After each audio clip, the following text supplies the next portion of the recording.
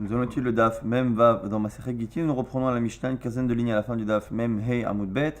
Amotziet Tishto Mishum Shem Ra Lo Yechazir, Mishum Neder Lo Yechazir, les Chachamim ont empêché certaines personnes de réépouser la femme qu'ils ont divorcée, dans un cas où elle ne s'est pas remariée entre temps évidemment. Donc c'est un cas où il a divorcé Mishum Shem Ra à cause d'une mauvaise réputation qu'elle a eue par rapport aux hommes, et Mishum Neder parce qu'elle a fait un Neder et que l'homme en avait marre d'avoir une femme qui s'engageait à des choses compliquées avec toutes les conséquences que ça peut avoir. À ce moment-là, lo yachazir. Et ici, on verra qu'il y a deux possibilités de comprendre pourquoi. Est-ce que c'est pour éviter que les femmes le fassent? Donc les femmes, pour les motiver à ne pas avoir des mauvaises réputations par rapport aux hommes, ou pour les contraindre à ne pas faire de neder. On a dit que si leur mari les divorce, il ne pourra plus jamais les réépouser. Ou, autre possibilité, c'est pour éviter que le mari ne regrette et ne fasse croire que le guet ne marche pas. Dans le cas où le mari pourrait réépouser cette femme, il pourrait après finalement nous dire que en fait il regrette et il voulait pas, et en fait c'était une fausse réputation, une fausse rumeur, ou finalement le neder était annulable, et à ce moment-là, on a peur qu'il fasse croire que le neder, le guet n'a pas été bon, et que du coup elle s'est mariée entre temps et qu'elle a fait des mamzerim, ainsi de suite. Et justement, on va essayer de discuter ça. Donc pour l'instant, Chachamim ne font pas de distinction.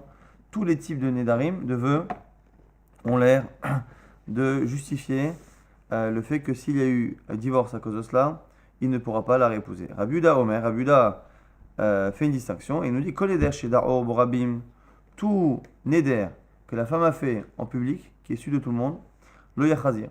Lui ne pourra pas, à ce moment-là, réépouser cette femme s'il a divorcé à cause d'un neder public.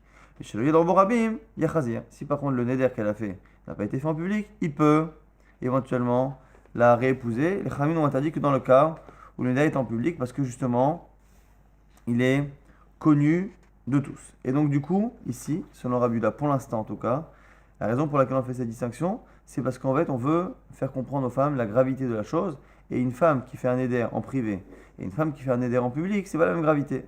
Comme n'importe quelle avéra de la Torah, le faire en public, en privé, c'est pas pareil.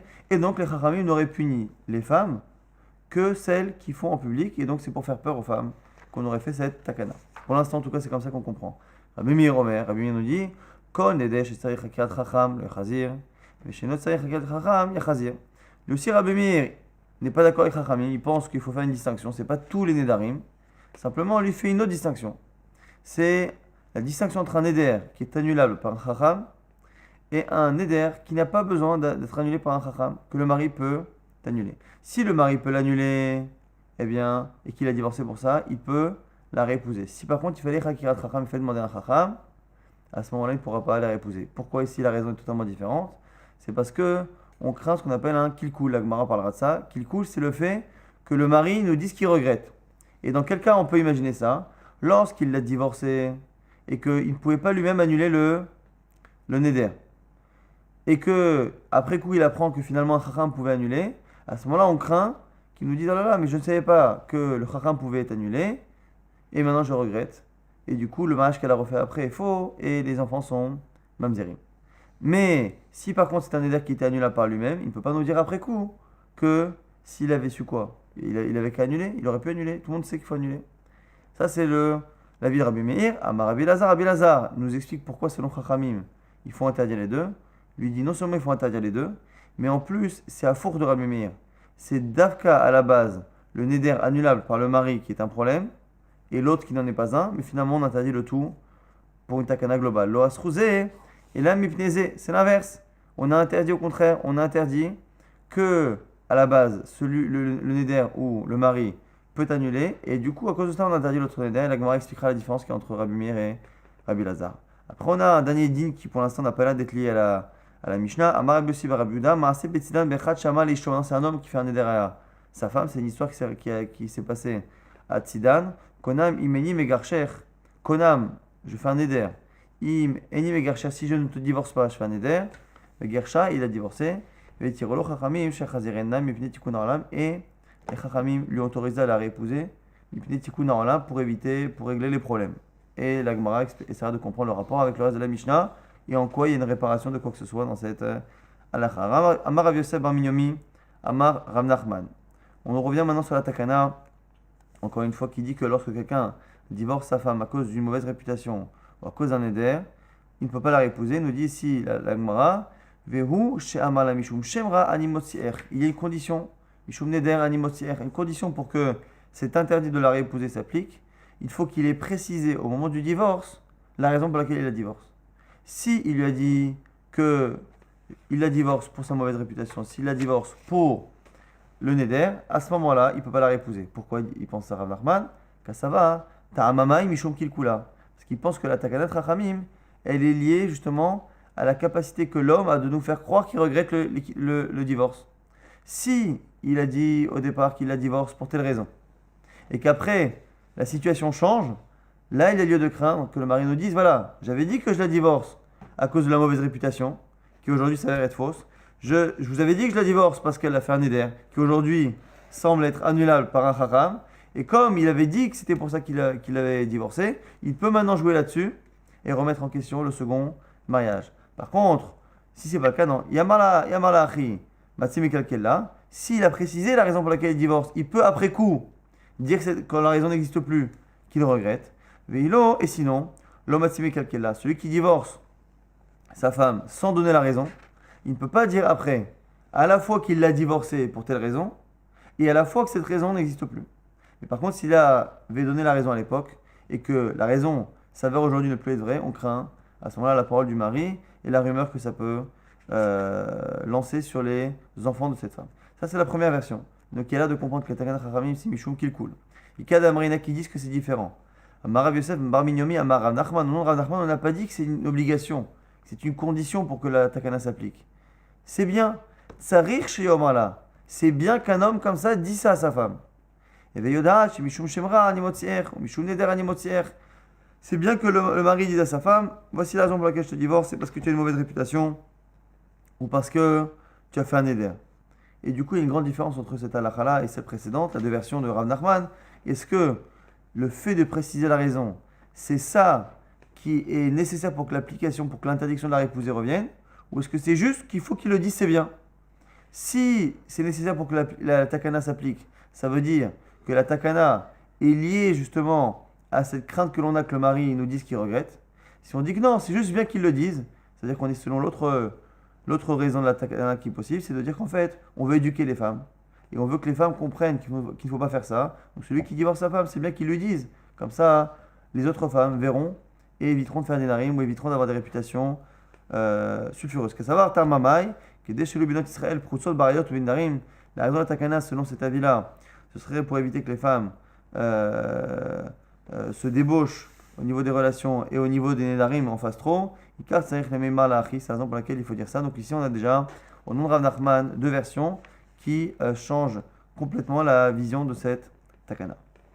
Et par rapport à ces deux versions, Tanya Kelishna Kama, Ve Tanya Kelishna Batra. Donc cette discussion-là sur ce qu'a dit Rav Nachman qui est un Amora, on la retrouve déjà dans des Braithot des Tanaïm.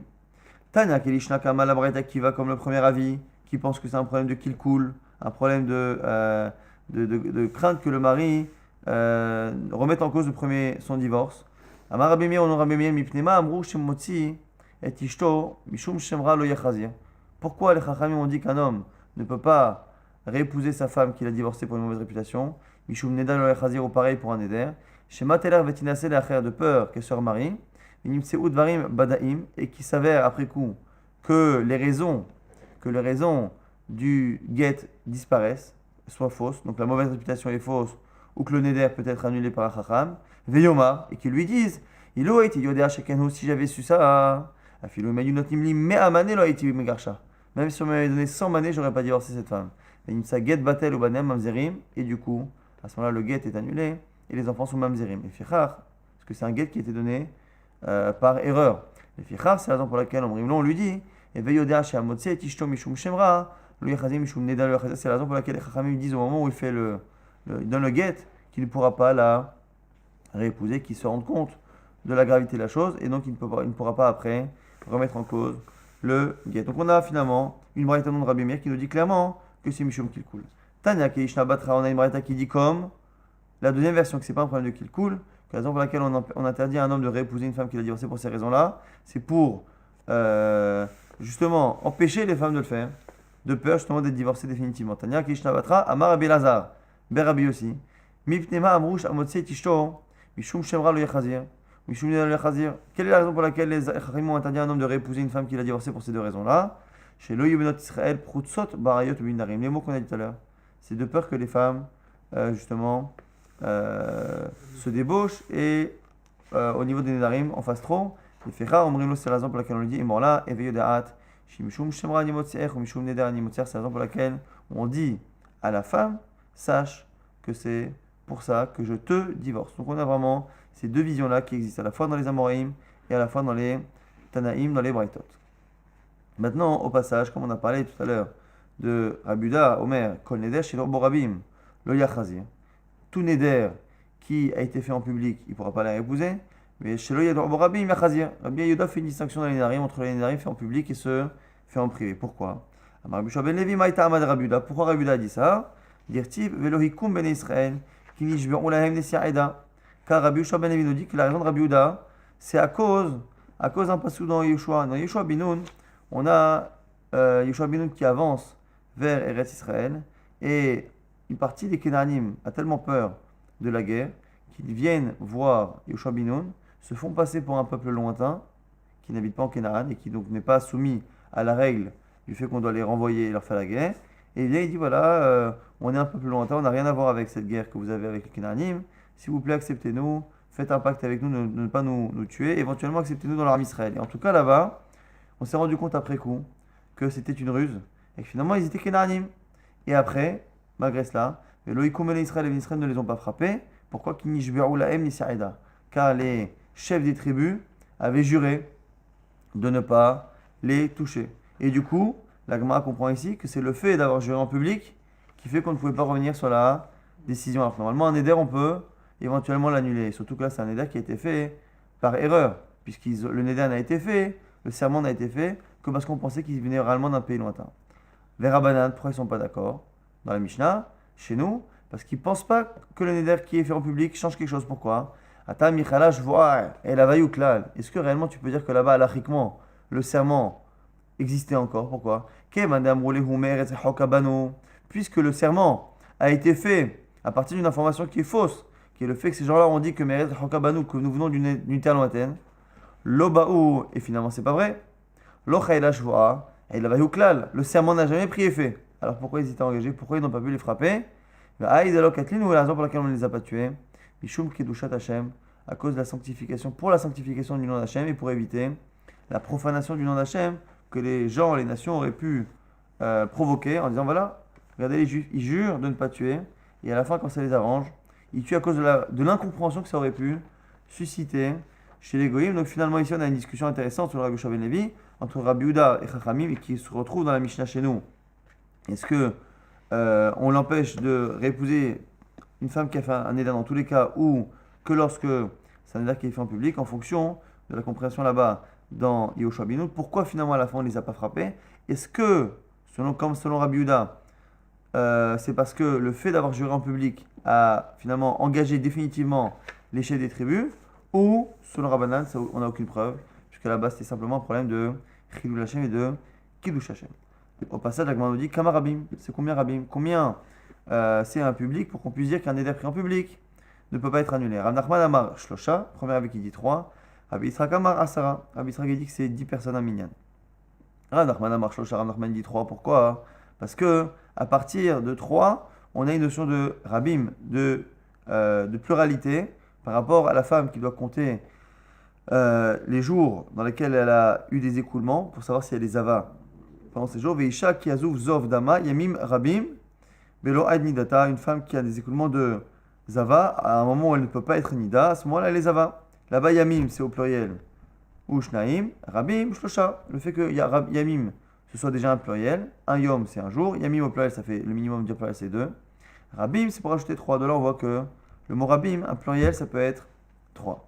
Rabbi Yitzhak Amar Asara, Rabbi Yitzhak qui dit dans c'est 10. Pourquoi? Parce que dans le pasuk là-bas, qui nous explique pourquoi ils n'ont pas pu jurer, c'est marqué qu'ils n'y jouaient olahem nessier aïda. Parce que là-bas, ils ont juré quoi? Ils ont juré les nessiers, les chefs de la aïda de l'assemblée. Et le mot on sait que par ailleurs dans la Torah, c'est toujours une assemblée de 10 personnes. Donc on a ici la justification Rav Nachman apprend de Zava, et Rabbi Yitzhak apprend du pasuk même là-bas de Yehoshua ben Nun, d'où on sait donc que ces 3 ou 10 personnes, ce rabbim, ce fameux public qui selon Rabbi Yehuda, si sa présence est effective pendant le neder, m'empêche d'annuler ce neder auprès d'un chacham. On reprend Rabbi Meir Omer, quand le neder chez Tsarir verroulé, Amar Rabbi Eliezer, lo asrouzé la mipneze. On a vu que finalement on avait une marloquette Rabbi Meir et Rabbi Elazar. En sachant que Rabbi Elazar nous explique Chachamim, qui Chachamim interdisent tous les nedarim, et Rabbi Meir n'interdit que les nedarim qui ne sont pas annulables qui demandent un Chacham justement pour être annulés. Mais en tout cas, ce qui est intéressant, c'est qu'on a vu qu'il y avait une marloquette surtout de fond. C'est que, et on va le voir tout de suite dans la Braïta, Tanya Rabbi Elazar Omer, Lo Asro Sarich, et la Mipne Shenot Sarich.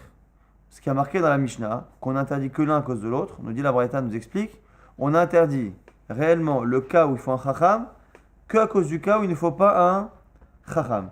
Ce qui veut dire que même si au niveau de la Lacha on a une distinction, selon Rabbi Meir, on interdit qu'un type de neder. Selon Rabbi Elazar dans la Mishnah, Rabbi Elazar vient d'expliquer pourquoi selon Chachamim on interdit tous les nedarim. Mais au-delà de ça, il y a une marloquette qui est vraiment une contradiction qui est totale. C'est-à-dire, selon Rabbi Elazar, on interdit les 2 nedarim, mais à cause d'un type de neder. Il est d'accord qu'il n'y a qu'un seul type de neder qui devrait être assourd. Mais au final, les Chachamim ont préféré interdire tout en même temps. Selon Rabbi Meir, il n'y a qu'un seul type de neder qui est assourd. Mais c'est diamétralement opposé. C'est-à-dire que si on s'arrêtait au problème strict, selon Rabbi Eliezer, on ne devrait interdire que le neder où c'est le mari qui peut annuler. Mais le neder qui est annulable par un chacham, normalement il n'y aurait pas besoin d'interdire le mari de la réépouser. Et Rabbi Meir dit exactement l'inverse, que c'est le neder qui a besoin d'un chacham, qui nécessite de faire une takana, et pas le neder où c'est le mari qui peut annuler. La Gemara dit, mais Mike a mis plagué. Quelle est la raison de la marloquette? Rabbi Meir, ça va, Adam Rotse Shitit Bazé Ishto Beveddin. Rabbi Meir n'est pas gêné par le fait, il pense qu'un homme n'est pas gêné par le fait que sa femme aille au Beddin pour annuler un neder. En public, tout le monde est au courant, les juges, les gens, ça ne le dérange pas. Et du coup, on croit l'homme lorsqu'il nous dit, bon, c'est vrai que si c'était moi qui avais fait le neder, c'est une chose. Mais maintenant que ce neder-là n'est annulable que par un chacham et que je l'ai appris maintenant, si j'avais su à l'époque qu'on pouvait annuler un neder par un chacham, j'aurais emmené ma femme, et donc il peut nous faire croire qu'il regrette le guet. Pourquoi Rabbi Elazar n'est pas d'accord? Rabbi Elazar, ça va. En Adam Rotse Shetit Bazé Ishto Beveddin. Il pense que non, c'est pas possible. Pourquoi? Parce que même un homme qui apprend après coup que le neder est annulable par un chacham, on ne le croit pas quand il nous dit que s'il avait su, il l'aurait fait, parce qu'un homme a honte que sa femme aille au Beddin devant tout le monde, dire qu'elle a fait un neder, il a honte de cela, et donc on pense que finalement, même s'il avait su que c'était annulable, il aurait tout de même divorcé sa femme. C'est pour ça qu'on a ici dans la Mishnah une contradiction totale entre quel est le cas qui réellement aurait justifié la takana. Est-ce que c'est le cas où c'est le chacham qui annule, et où est-ce que c'est le cas où c'est le mari qui annule? On a une contradiction totale, même si à la fin dans la halakha on a dit que selon Rabbi Eliezer, les deux étaient interdits. Mais au final, lequel justifie à la base une takana? C'est une marloquette claire entre Rabbi Meir et Rabbi Elazar, Rabbi Eliezer d'un côté.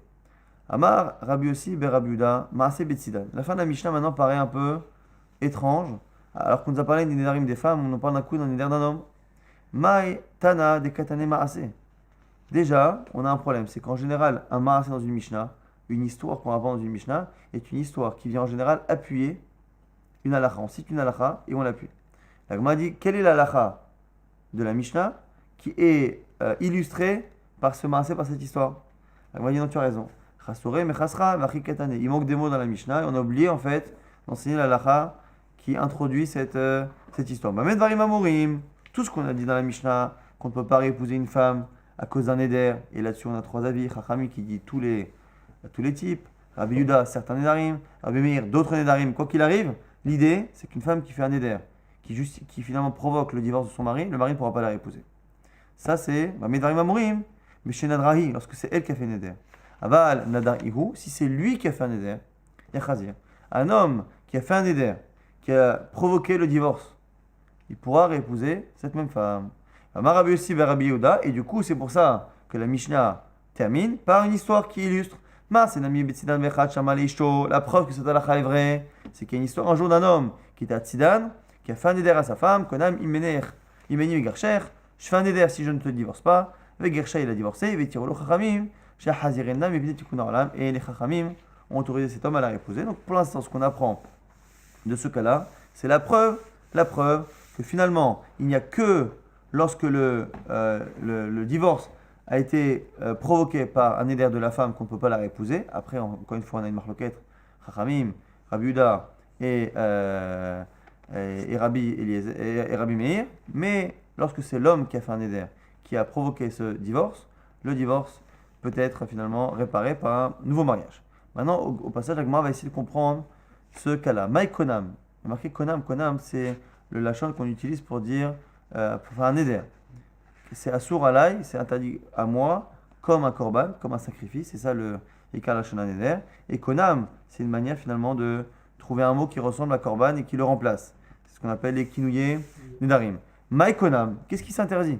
Amar Abunar nous répond. Ce qu'il a dit, je fais un éder si je te divorce, ça n'a pas de sens.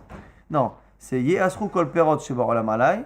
J'interdis à moi tous les fruits ou les aliments ici, les fruits du monde, comme un korban, comme un konam. Donc il a dit konam alay kol perot.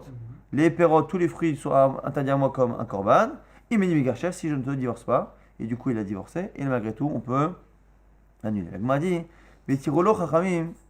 Cheikh Haziren, les Chachamim l'ont autorisé à la réépouser. Elle m'a dit, pshita, c'est évident. Pourquoi? Parce qu'encore une fois, on a vu que on avait la raison pour laquelle on évitait cela, c'était parce qu'on voulait. Pourquoi on empêchait un mari de la réépouser? Parce qu'on avait peur que soit il fasse croire que finalement le neder, le guet n'était pas voulu, et donc le guet n'est pas bon, ou de peur que les femmes continuent de faire des nedarim. Mais là, ici, c'est pas le cas. Pshita, c'est évident.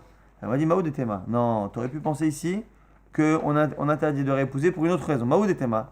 L'exemple Mishum de Rabbi Nathan, à cause de ce qu'a dit Rabbi Nathan d'Etania. Car il y a une braïta qui dit Rabbi Nathan Omer, Anoder Kilu Banabama. Celui qui fait un éder, c'est comme s'il créait un hôtel, A-U-T-E-L, pour apporter des corbanotes, mais en dehors du Beth Amikdash. Depuis qu'il y a le Beth Amikdash, Akadosh Baruch Hu a interdit d'apporter des sacrifices ailleurs qu'au Beth Amikdash. Il y a un endroit qui est Nifra qui choisit, le reste est interdit. Et Vam Kaimo, et celui qui le fait, Kilo écriva la korban. Et celui qui a. Donc il y a deux choses. Le fait de s'engager est un interdit, et le fait de l'appliquer est un interdit. C'est une marque qu'on a vu dans les Nedarim. Est-ce que dans le Neder, beaucoup d'avis sont d'accord que c'est pas bien de faire un Neder, mais est-ce que dans le Neder, le plus grave, la seule chose interdite, c'est de s'engager, de peur qu'on ne fasse pas, ou même s'engager et faire est un problème. On voit ici que c'est Rabbi Nathan.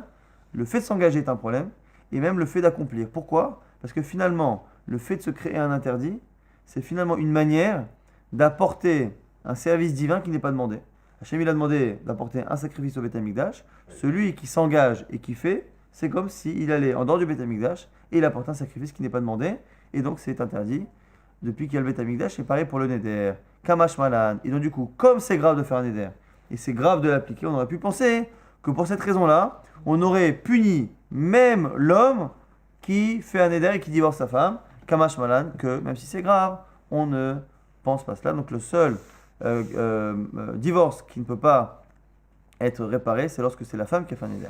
Après, on a dit que la raison pour laquelle on l'a autorisé à épouser sa femme, c'est Mipene Tikkun Olam, le fameux cas qui marquait la Bat Sidan, qu'il a divorcé sa femme à cause d'un éder, et finalement, on lui a laissé la réépouser. Elle m'a dit pourquoi on l'a laissé épouser, mais petit Tikkun Olam, pour le Tikkun Olam, la réparation du monde, pour le bien-être de tout le monde. Elle m'a dit mais Tikkun Olam Mika, mais quelle réparation il y a? Quelle réparation il y a? Amarav Shechet, première raison, Arecha. Première réponse qui dit non, quand on dit Mipene Tikkun Olam, c'est un peu difficile de dire ça. Mais il faudrait déconnecter ces derniers mots du cas et dire que ça parle sur le début. C'est-à-dire qu'on a la Mishnah qui parle de tous les cas où on empêche le mari de réépouser sa femme. Parce que justement, on veut éviter que les femmes fassent des nedarim. Et du coup, à la fin, on rapporte la halakha qui dit que chez l'homme, c'est différent. La preuve, cette histoire. Et quand la fin dit qu'ils l'ont autorisé, il faudrait s'arrêter. Et dire Mipene Tikkun Olam, c'est sur le début de la Mishnah, le fait que la femme, on ne puisse pas la réépouser, c'est Mipene Tikkun Olam. Ce qui est assez difficile à lire. Ravina dit non, les Olam Asefa, c'est impossible de lire comme ça. Asefa, tu vois bien que pourquoi, dans le cas où c'est lui qui a fait un éder, on l'a autorisé à la réépouser, mi pene tikkun olam, il faut lire la phrase jusqu'au bout. Donc non, c'est bien sur la fin. Mais c'est quoi, Vachik Katane? En zo mipnei tikkun olam. Et là aussi, il faut lire un peu bizarrement. Il ne faut pas dire qu'ils l'ont autorisé à la réépouser pour la réparation du monde, mais ils l'ont autorisé à la réépouser justement parce que la raison habituelle de réparer le monde qui existe chez la femme n'existe pas. Parce que cette raison n'existe pas. Non pas parce qu'elle existe ici, mais parce qu'elle n'existe pas. Donc quoi qu'il arrive, on a un problème. On est soit obligé de découper complètement la fin de la phrase et de la coller au début de la Mishnah, soit on est obligé de dire finalement que quand on dit on l'a fait pour cela, c'est on l'a fait à cause de l'existence de cette chose-là ailleurs, mais qui est inexistant ici. Donc c'est un peu l'inverse du sens de la phrase. Que pourquoi finalement ils l'ont autorisé? Pas parce que ça répare quelque chose, mais parce qu'il n'y a rien à réparer justement. Donc c'est quoi qu'il arrive de lecture assez difficile, parce que sinon on ne comprend pas encore une fois ici comment le fait de lui laisser la réépouser est une réparation de quoi que ce soit. On n'a pas trouvé, les Amorim de la Gemara n'ont pas trouvé de raison à cela. Nouvelle Mishnah. Hamosiat ishto mishum ailonit. Celui qui divorce sa femme, mishum ailonit. Ailonit, c'est une jeune fille qui n'a pas de signe de puberté et qui donc ne peut pas enfanter. Et on a un homme qui voit sa femme avancer en âge, voit qu'elle ne grandit pas et il se rend compte qu'il ne pourra pas avoir d'enfant avec elle. Il la divorce pour cette raison. Et là, ici, on a une marloquette. Rabbi Yehuda Omer le Yachazir. Rabbi Yehuda, pareil, lui interdit de la réépouser. Chachamim Omrim, Yachazir. Chachamim pense qu'il peut la réépouser. Et là, ici, la marloquette est claire. Quelle est la raison pour laquelle il ne peut pas la réépouser? C'est de peur que cette femme-là finisse par avoir sa puberté qui vient plus tard et qu'elle se marie et qui dise oh là là, mais si j'avais su, je ne l'aurais pas divorcé, et du coup, il va faire croire que le premier guet est annulé et mettre en cause le second mariage et surtout la cache-route des enfants du second mariage. Et donc, du coup, selon Rabbi Yehuda, on craint que l'homme nous fasse croire qu'il a regretté le divorce, et selon Chachamim, on ne craint pas cela. Niset le'acher vayula banim emenu. Non, dans le cas où il divorce cette Ailonite parce qu'elle ne peut pas avoir d'enfant, après coup, elle se marie, elle a des enfants, donc elle a ses signes de puberté et elle a des enfants. Et maintenant, elle revient voir son premier mari, qu'il l'a divorcée à cause d'Ailonite. Mais comme elle a été divorcée parce qu'elle ne pouvait pas avoir de puberté, il n'a pas payé sa ketouba, puisque c'est un mekar taout, c'est-à-dire que finalement il a épousé une femme qui n'était pas la femme telle qu'on l'a décrite. Et donc maintenant elle revient en arrière et elle dit à son premier mari, elle dit voilà, maintenant qu'il s'avère que je n'ai pas de problème, il se trouve que finalement ce n'était pas un mariage qui était annulable, faux, et donc il faut que tu me payes la ketouba. Amar Rabbi Yehuda lui dit, il peut l'envoyer ailleurs et lui dire non. Omer là, il lui dit, Shtikuter yafam yiburer. Ton silence vaut mieux que ta parole. C'est-à-dire, mieux vaut que tu ne parles pas. Pourquoi? Parce que si tu parles trop et tu viens finalement montrer que le premier mariage était valide, tu rappelles au passage que finalement je t'ai divorcé pour une raison qui n'était pas bonne, et donc tu remets en cause le premier divorce, donc tu remets en cause ton nouveau mariage, et donc tu remets en cause la cache-route de tes enfants. Donc en tout cas, ce qui ressort ici, c'est ça qui est important, et là, il faut bien se rappeler la première Mishnah. De cette Mishnah en tout cas, qu'est-ce qu'on voit ici? On voit que Rabbi Yehuda, à 2 reprises, a l'air de craindre le fait que le mari puisse, après coup, remettre en cause la cache-route de son guet et donc la cache-route du second mariage. Pourquoi? Parce que lorsqu'il a divorcé Mishuma Ilonite, Rabbi Yehuda dit il ne faut pas qu'il la réépouse. Pourquoi? Parce que si on lui laisse l'espoir qu'il puisse revenir avec elle, eh bien il pourra un jour remettre en cause, et si elle finit par avoir ses signes de puberté, avoir des enfants, il dira ah là là, mais en fait, je ne voulais pas divorcer. Et on voit ça par la suite, pareil. La suite, lorsqu'elle a eu des enfants après coup et qu'elle revient réclamer sa ketouba, Rabbi Yehuda persiste et signe et dit il peut très bien lui dire écoute, je te conseille d'être discrète parce que si tu demandes la ketouba, je pourrais dire que. Donc à 2 reprises, on voit que selon Rabbi Yehuda, on craint le fait que le mari, si à un moment, un mari donc qui a divorcé pour une raison X, ici c'est la raison saïlonite, un mari qui a divorcé pour une raison X qui s'avère ne plus être vrai à l'avenir, peut remettre en cause la cache-route du guet et donc la cache-route du mariage et des enfants de la suite. Le seul problème que la Gemara va avoir, c'est que dans la Mishnah qu'on a étudiée au début de ce DAF, on a Rabbi Yehuda qui dit exactement l'inverse, en tout cas apparemment. Pourquoi? Parce qu'on avait un cas aussi où un homme divorce une femme pour une raison. Cette raison-là, là-bas, c'était Neder. Mais c'est pareil, que ce soit Ailonite, Neder, c'est la même idée. Est-ce que lorsqu'un homme divorce une femme pour une raison qui se trouve être fausse après coup, est-ce qu'on craint que du coup il puisse remettre en cause le mariage ou pas. Et là-bas on avait deux visions. On avait Rabbi Yehuda, rappelez-vous, qui disait que la seule distinction qu'il y a dans les Nédarim, c'est une distinction qu'il y a entre un Néder qui est fait en public et un Néder qui n'est pas fait en public. Et on a dit c'est quoi la distinction qu'il y a entre les deux? C'est un Néder pris en public, c'est très très grave, on ne peut pas l'annuler. Un Néder qui n'est pas pris en public, c'est moins grave. Donc on voit bien que ça n'est pas lié au fait que le Chacham puisse l'annuler, pas l'annuler, simplement lié à la gravité du Néder. Donc du coup on avait compris quoi? On avait compris, c'est comme ça que la Gemara va comprendre, c'est que puisque Rabbi Yehuda là-bas dans le Néder n'interdit de réépouser sa femme qu'on a divorcée par Néder qu'en fonction de la gravité du Néder, ça veut dire que la raison de la takana c'est quoi? C'est qu'on veut montrer aux femmes la gravité de la chose. Comme on veut éviter que les femmes fassent un Néder, on a fait en sorte que lorsque le Néder est grave, parce qu'il est fait en public et qu'il ne peut pas être annulé, l'homme ne puisse pas réépouser sa femme qu'il a divorcée. Par contre, si le Néder a été fait en privé, il n'y a pas de problème. Pourquoi? Parce que c'est pas si grave pour nous. Et donc, on ne fait pas takana. Et pourtant, on devrait craindre que si le mari se rend compte après qu'il pouvait l'annuler par un chacham, il devrait pouvoir dire quoi? Finalement, j'annule. Donc, on voit que dans la Mishnah précédente, Rabbi Yehuda n'a l'air de craindre qu'une seule chose, c'est que les femmes, on va dire, se lâchent, ça l'a pris de soute. C'est qu'elles se lâchent au niveau des nédarim et au niveau des relations avec les hommes. Il ne craint pas, par contre, que le mari puisse annuler ce qui avait l'air d'être le cas de la vie de Rabbi Meir, qui fait une distinction.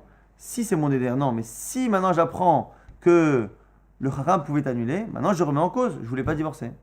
Ça c'est Rabbi Meir, mais Rabbi Yehuda n'était pas d'accord. Et chez nous, ici, encore une fois, à deux reprises, par rapport à celui qui divorce pour une autre raison qui est ici à Ilonite, lorsqu'il s'avère que cette femme-là n'est pas Ilonite, à deux reprises Rabbi Yehuda nous dit que l'on craint qu'il remette en cause le divorce et donc le second mariage, à la fois parce qu'on voit qu'on lui interdit de la réépouser, pour éviter justement qu'il fasse ce genre de démarche, et d'un autre côté, si elle vient réclamer sa ketouva, il lui fait comprendre qu'en gros, mieux vaut qu'elle soit discrète parce que sinon il pourrait remettre en cause son mariage. Donc la Gemara pose la question clairement. Les Memra des Rabbi Yehuda Chaï Shekil Kula. Notre Mishnah, il se trouve, il ressort que Rabbi Yehuda pense que l'on craint le kilkul, les dommages que peuvent créer les paroles du mari par rapport à son premier guet et au second mariage de la femme.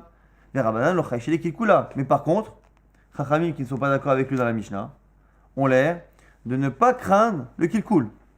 Et nous, dans la Mishnah précédente, on a appris exactement l'inverse. Ce que Chachamim dit ici, c'est Rabbi Yehuda, et ce que Rabbi Yehuda dit ici, c'est Chachamim là-bas.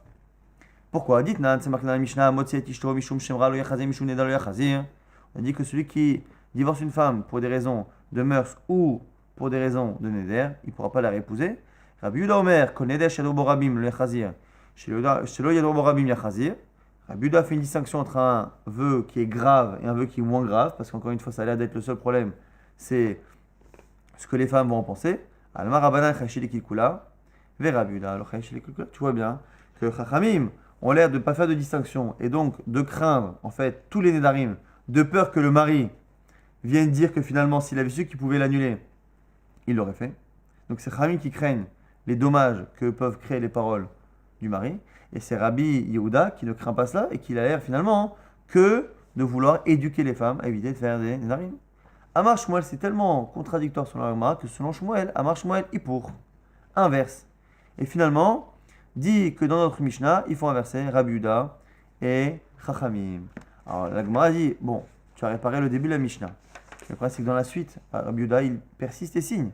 Mais Hamid et Katané Seifa, mais regarde la fin maintenant, lorsqu'elle vient lui demander la Ketouba, il lui dit quoi? Il dit encore une fois, ne parle pas, parce que sinon, je pourrais te créer des dommages en remettant en cause le guet. Donc on voit que Rabbi Yehuda, il continue de penser ça.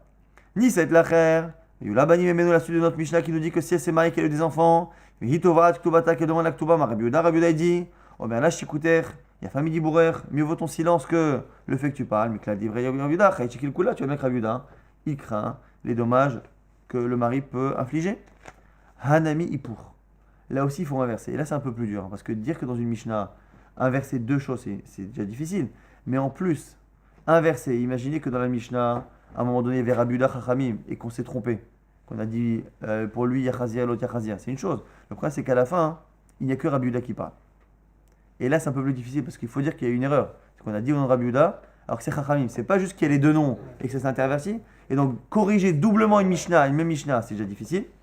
Et la corriger en plus de telle sorte à ce que dans la seconde fois, c'est même pas une inversion, mais une vraie correction, c'est assez difficile. Il faudra aussi comprendre pourquoi, selon Shmuel, s'il y a une Mishnah qui doit être fausse et corrigée, c'est la seconde, quitte à la corriger 2 fois, plutôt que la première. Donc c'est intéressant de comprendre les logiques de correction que les Amoraïm ont dans la Gemara. Ils préfèrent dire que la seconde Mishnah s'est trompée 2 fois, et une fois sans inversion, quand en se trompant, plutôt que d'imaginer que la première a inversé. En tout cas, c'est comme ça que Shmuel comprend. Pour continuer de dire que Rabbi Yehuda, il ne craint pas le fait que le mari puisse mettre en cause la validité du guet et donc le second mariage. Et selon Chachamim, on craint toujours. Donc lui garde des avis, on va dire, assez simples et tranchés, mais simplement, il corrige la Mishnah. Abaye Amar Abaye, justement, a l'air d'être un peu gêné par ces corrections multiples. Il dit, là, le pour. Non. Tu ne peux pas, tu n'es pas obligé d'inverser. C'est Rabbi Yehuda, finalement, on l'a mal compris. Rabbi Yehuda, nous dit Rashi, il craint lui aussi le kilkul. Donc finalement, on a mal compris la première Mishnah. Dans la première Mishnah, lorsqu'on a vu que Chachamim interdisait de réépouser une femme qu'on a divorcée Mishum Neder, dans tous les Nedarim selon Chachamim, selon Rabbi Yehuda, en fonction de la gravité du Neder, nous on a pensé que c'était finalement une marloquette. Est-ce que, pour la raison de la takana, est-ce que c'est de peur que le mari parle ou est-ce que c'est pour éduquer les femmes? Non, on a mal compris. Même Rabbi Yehuda, il craint le kilkul. Simplement, Behaï, mais dans la Mishnah précédente, ça va là que Rabbi Meir et ça va là que Rabbi Lazar. Il pense à la fois comme Rabbi Meir et à la fois comme Rabbi Lazar. C'est-à-dire, Bet Sarir, dans le cas où on demande à un Chacham, où il faut demander à un Chacham, ça va là que Rabbi Lazar.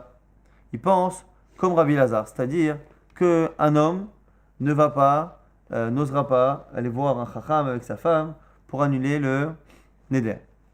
Et Beshenot Sarir, dans le cas où par contre il n'a pas besoin d'un Chacham, ou c'est lui, ça va là que Rabbi Meir, il pense comme Rabbi Meir, que du coup, un homme peut justement, sait qu'il doit annuler. Donc du coup, là-bas, ce sont des raisons particulières. Dans le fond, il est d'accord que quand on est proche le kilkul, que l'on craint de manière générale qu'un homme puisse remettre en cause le guet si les données ont changé. Simplement, nous dit ici la Gemara, Rabbi Yehuda a un avis particulier par rapport au Neder. Il pense que dans le Neder, il pense à la fois comme Rabbi Lazar, à la fois comme Rabbi, c'est-à-dire qu'en fait un homme, soit quand c'est un Neder qui peut annuler lui-même, il le sait, donc il ne pourra jamais nous dire si j'avais su, ce qu'il le sait. Et d'un autre côté, il pense aussi, comme Rabbi Lazar, qu'un homme, même s'il ne savait pas, il n'oserait jamais aller voir un Chacham avec sa femme pour un Neder. Ce qui veut dire que finalement, Rabbi Yehuda, selon Abaye, pense qu'un homme peut remettre en cause et endommager la réputation de la femme par rapport à un guet qu'il a donné, par rapport à un nouveau mariage. Simplement, la raison pour laquelle dans Neder, il a un avis si tranché et qu'il finalement il autorise de reépouser toutes les femmes qui ont fait un Neder, sauf les Nedarim qui ont été faits en public. Pourquoi il autorise tous les Nedarim? C'est particulier, parce que lui pense finalement qu'on ne croit pas le bonhomme quand il dit ça, parce que c'est Davka Mishum Neder. C'est un homme qui est typique à Neder. Pourquoi? Parce qu'on ne le croit pas quand il nous dit qu'il aurait été voir un Chacham, parce qu'un homme il a honte. Et on ne le croit pas s'il nous dit qu'il ne savait pas qu'on pouvait annuler, parce qu'il sait très bien qu'on peut annuler. Donc c'est typique à Neder. Mais dans l'idée globale, Rabbi Yehuda est d'accord qu'un homme peut endommager. C'est pour ça que c'est la raison pour laquelle ici dans Ilonite, parce que la femme elle a été divorcée pour une raison qui finalement s'avère être fausse, il peut très bien remettre en cause. Donc on a ici une grande marloquette à Abaye et Shmuel, savoir est-ce que Rabbi Yehuda tient compte justement des dommages que le mari peut créer ou pas. Amar Rava dit ok, super, tu as réparé un problème mais tu n'as pas tout réparé. Parce qu'au moins l'avantage qu'avait Shmuel, c'est qu'il a dit on inverse tout. Donc si on inverse tout, on a réparé la contradiction entre Rabbi Yehuda et Rabbi Yehuda, parce que finalement, ce que dit Rabbi Yehuda ici, c'est Chachamim là-bas, ce que dit Chachamim ici, c'est Rabbi Yehuda. En inversant, on a tout réparé. Le problème, c'est que toi, en faisant une petite réponse, en faisant une petite réparation comme ça, à l'endroit de la Mishnah, tu te retrouves avec l'autre objection. Amarava des Rabbi Yehuda, Kashia. Tu avais une couchée sur Rabbi Yehuda et Rabbi Yehuda, tu as répondu. Des Rabbanan, lo Kashia. Et il n'y a pas de contradiction entre Rabbanan et Rabbanan. Donc c'est pas bon. Et là, Rava est obligé finalement de continuer la réparation et la correction. Des Rabbi Yehuda, lo Kashia, Kedeshaninan. Tu as raison, Abaye. La seule manière de répondre entre Rabbi Yehuda et Rabbi Yehuda, c'est de penser finalement qu'on a mal compris. Rabbi Yehuda, il craint la parole du mari. Simplement, là-bas, dans Neder, c'est typique. La raison pour laquelle il ne peut pas, c'est particulier là-bas. Des Rabbanan, lo Kashia. Et maintenant, je vais t'expliquer la contradiction qu'il y a entre Rabbanan. Pourquoi Rabbanan là-bas craignent le fait que l'on puisse remettre en cause le guet, Et pourquoi ici, dans le cas de la Elonite, de la femme qui était divorcée parce qu'elle n'avait pas de simanim, on ne craint pas. Pourquoi? Parce que Man Chachamim, c'est qui Chachamim? C'est Rabbi Meir. Stam Mishnah, c'est Rabbi Meir. Et Rabbi Meir, il a une chita particulière par rapport à tous les engagements et toutes les conditions. Dès qu'on fait un engagement, qu'il y a une condition, Rabbi Meir a une chita particulière. Lui, il apprend là-bas des deux tribus ennemies qui sont rentrées en Israël et qui ont juré de d'abord faire la guerre avec les autres tribus pour pouvoir justement récupérer les territoires qui étaient de l'autre côté du Jourdain. Là-bas, ils ont dit, si on fait la guerre, on aura cette terre. Si on ne fait pas la guerre, on n'aura pas cette terre. Rabbi Meir apprend de là que toute condition, un engagement, n'est une condition importante et qui remet en cause tout, que si on a expliqué les deux éventualités. Tnaï kafou, le tnaï, la condition doit être doublée. C'est-à-dire, si on fait un engagement, et dans l'engagement on dit voilà, je le fais si tu fais. Le fait de parler d'une condition et de ne pas préciser les deux éventualités n'est pas suffisant. Il faut dire, je ferai ça s'il se passe ça, et s'il ne se passe pas ça, je ne le ferai pas. À ce moment-là, il y a un engagement. Et du coup, la réponse est un peu le même type, c'est-à-dire que Chacham, de manière générale, ils craignent toujours le fait que le mari puisse remettre en cause. Simplement, ici, pourquoi non? Bah, Elonite, parce que c'est particulier. Parce qu'il a simplement dit, je te divorce parce que tu as Elonite. Mais il n'a pas dit que si tu n'étais pas Elonite, je ne t'aurais pas divorcé. C'est typique à Rabbi Meir et typique à Tnaï. Et du coup, finalement, dans l'idée, Rabbi Meir et Rabbi Uda sont d'accord avec l'idée qu'un homme peut remettre en question. Mais après, il faudra respecter les conditions de chaque sujet. Et ici, il n'a pas doublé la condition. Donc finalement, on a deux lectures. Soit Rabbi Uda et Chachamim continuent d'être en marque comme on pensait, c'est la vision de Shmuel.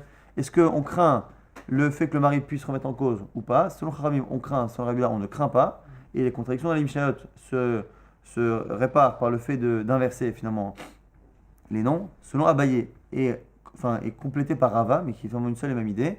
Non, les deux sont d'accord qu'un homme peut endommager la réputation d'une femme en disant que puisqu'il l'a divorcée pour une raison et que cette raison n'existe plus, le guet n'est pas bon et donc le mariage, le nouveau n'est pas bon et les enfants sont mamzerim. Simplement, Rabbi Uda, dans Neder, il a un avis particulier qui fait que finalement, à part pour certains Nedarim qui ont été faits en public, il ne peut pas dire que s'il avait su, il l'aurait fait. Donc c'est la raison pour laquelle ça ne marche pas. Mais si réellement on pouvait le croire là-dessus, on l'aurait fait. Mais comme on sait qu'un homme n'irait pas voir un chacham avec sa femme, et que d'un côté, un Neder qui peut annuler lui-même, il peut l'annuler lui-même. Donc c'est la raison pour laquelle Rabbi Uda n'est pas d'accord. Mais sur le fond, qu'il puisse remettre en cause, oui. Et chez nous, le chacham, pourquoi ils ont un avis particulier par rapport à la Elonite? Parce que là-bas, il n'a pas précisé les deux conditions. Et que chez nous, c'est Rabbi Meir. Rabbi Meir, il pense que quand on dit je te divorce parce que, il faut préciser je te divorce parce que ça. Et si tu n'étais pas, je te divorcerai pas. Et c'est pour ça qu'il ne peut pas remettre en cause. Sinon, dans le fond, ils sont d'accord, c'est l'avis de Abaye et de Rava. Nouvelle Mishnah, Mocheret Atzmo Vedbanav lors des Kochavim, celui qui se vend, lui et ses enfants, comme serviteurs à des non-juifs. En Podin Oto, on ne le rachète pas, on ne le libère pas, parce qu'il est fautif. Aval Podin et Abanim, Lecha Mitat Avihen. On attend la mort du père, et à ce moment-là, on libère les enfants. Amar Ravasi nous dit Vehu Shemacha Veshana Veshilesh. Et attention, c'est un cas où il a déjà fait ça à plusieurs reprises. C'est-à-dire qu'il a été vendu, il a été libéré, il a été vendu, il a été libéré, et il a fait ça une troisième fois. C'est que lorsqu'il l'a fait 3 fois, Kin Chazaka, que à ce moment-là, on ne le libère plus. Hanou, Benemir Mirse, Deyas Pezuz et Mordé Kochavim, Lovelou Limifrinaou. On a ici une histoire avec des gens d'un endroit qui s'appelle Bemirse, qui avaient emprunté l'argent des non-juifs et qui n'avaient pas de quoi rembourser. À tous les cas, Garvelehu, les non-juifs sont venus les prendre comme esclaves. À tous les cas, mais les Ravuna, ils sont venus voir Ravuna, Malehu, Maïaïvidlehu. Qu'est-ce qu'il y a Ravuna? Il a dit, mais que puis-je faire? Dites-nous, c'est une Mishnah, Mochet, Asmovet, Banav, Lov, des Kochavim, et Podinoto, celui qui se vend comme esclave, lui et ses enfants, on ne le rachète pas. Intéressant qu'il a l'air de comprendre ici que le fait d'avoir emprunté l'argent et de ne pas rembourser, c'était finalement une manière de prendre le risque, ça avait d'être la règle à l'époque, d'être pris en esclave. Donc c'est comme si c'était vendu en esclave. Et donc du coup, dans la Mishnah, on voit qu'on ne peut pas le racheter. Alors on lui objecte, on lui dit, Amalé Rabbi Abba, Rabbi le dit, Limatani Rabbeinu, mais c'est toi-même qui nous a enseigné, que c'est seulement dans un cas où il l'a fait à plusieurs reprises. Amalé lui dit, Ane, Mirgal Regile de Avdeachi. Il dit, ces gens-là, Bémir, c'est pas la première fois qu'ils font le coup. Et du coup, comme c'est pas la première fois qu'ils font le coup, ils sont considérés comme des personnes qui ont finalement fait ça à plusieurs reprises. Et donc, on n'a pas la misva de les libérer. On va très rapidement résumer ce DAF qui, même si au niveau de chaque laveta est un peu compliqué au niveau des dînes pas forcément. On a vu une marloquette par rapport au neder. Donc tout le monde est d'accord qu'on ne peut pas réépouser une femme qu'on a divorcée à cause d'une mauvaise réputation. Et pareil pour un neder. Maintenant, la raison pour laquelle il y a cette akana, c'est une discussion sur déjà la vie de Rachamim et après une discussion sur la vie de Rabbi Yehuda. Est-ce que la raison pour laquelle on a fait ça, c'est pour éduquer les femmes à ne pas faire ces choses-là, ne pas avoir une mauvaise réputation et ne pas faire de nedarim? Soit, donc c'est deux versions de Rav Nachman, soit la raison pour laquelle on a fait ça, c'est pour éviter que puisque ces situations peuvent être finalement s'avérer être fausses après coup, la mauvaise réputation peut finalement s'avérer être une fausse rumeur, le neder peut être annulable, on a peur que le mari, du coup, nous fasse croire qu'il regrette son guet et que le second mariage n'est pas bon. Cette discussion-là existe sur Chachamim et existera plus tard à la fin du DAF entre Abaye, Rava d'un côté, et Shmuel sur Rabbi Yehuda lui-même. Après, on avait vu que du coup, on avait une distinction. Selon Rabbi Yehuda, on faisait une distinction. Les Nédarim en général, on peut. Simplement, les seuls qu'on ne peut pas, c'est les Nédarim qui ont été faits en public, parce qu'on ne peut pas les annuler.